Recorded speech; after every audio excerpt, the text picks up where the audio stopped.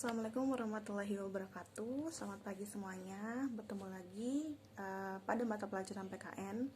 Untuk hari ini kita akan mereview materi-materi yang telah kita pelajari selama 6 pertemuan kemarin, karena untuk minggu depan kita akan melaksanakan ulangan harian. Jadi di hari ini Ibu akan membahas dan menjawab pertanyaan-pertanyaan yang kalian berikan pada pertemuan keempat dan akan kita bahas pada hari ini.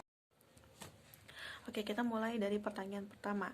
Apa yang dimaksud dengan Undang-Undang Agraria? Oke. Undang-Undang Agraria, ini Undang-Undang Agraria tahun 1880 yang akan kita bahas ya.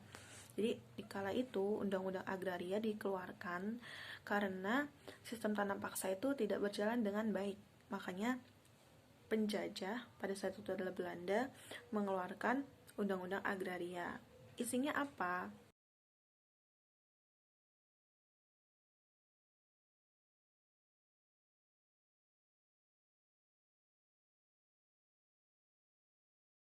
Jadi Undang-Undang Agraria itu mengatur tentang permasalahan tanah yang ada di Indonesia.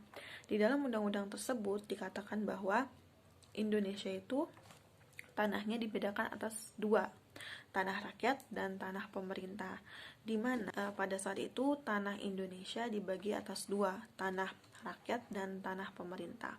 Tanah rakyat tidak boleh dijual kepada orang lain dan harus ditanami dengan komoditas-komoditas atau tanaman-tanaman yang diatur oleh pemerintah.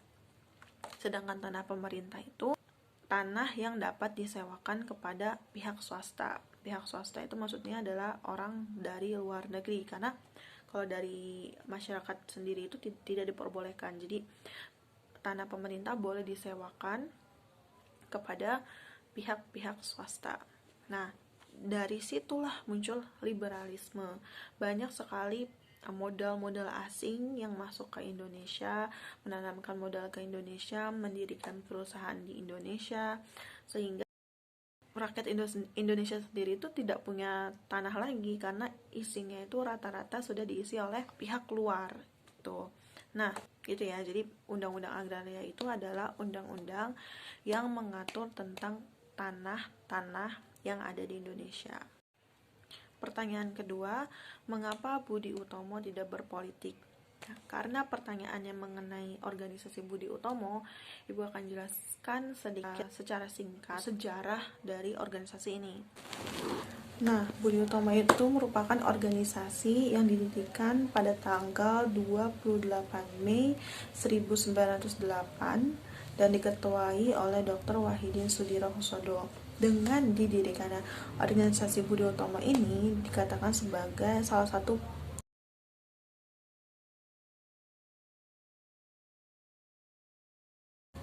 awal dari kebangkitan nasional, sehingga tanggal berdirinya organisasi ini ditetapkan sebagai Hari Kebangkitan Nasional.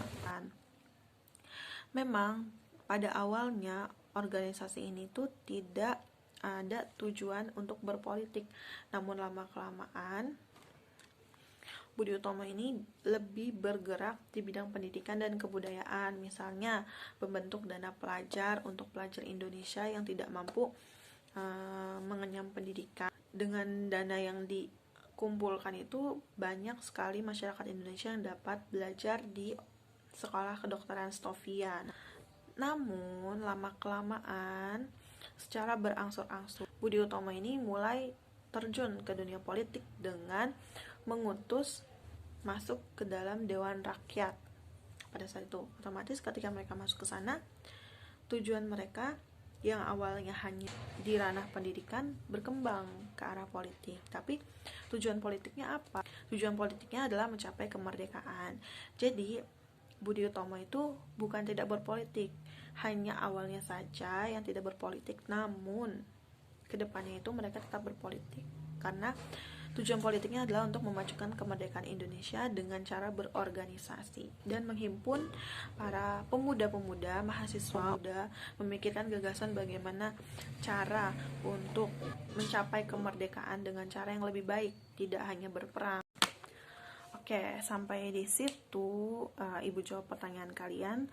Kalau misalnya kalian masih bingung, kalian ingin bertanya, boleh kalian jawab, boleh kalian tulis pertanyaan kalian di kolom komentar, atau boleh kalian langsung tanyakan langsung dengan ibu melalui WhatsApp. Oke, gitu ya. Sampai di sini dulu. Semoga ilmunya bermanfaat. Sampai bertemu minggu depan. Semangat belajarnya karena minggu depan kita akan ulangan harian. Oke.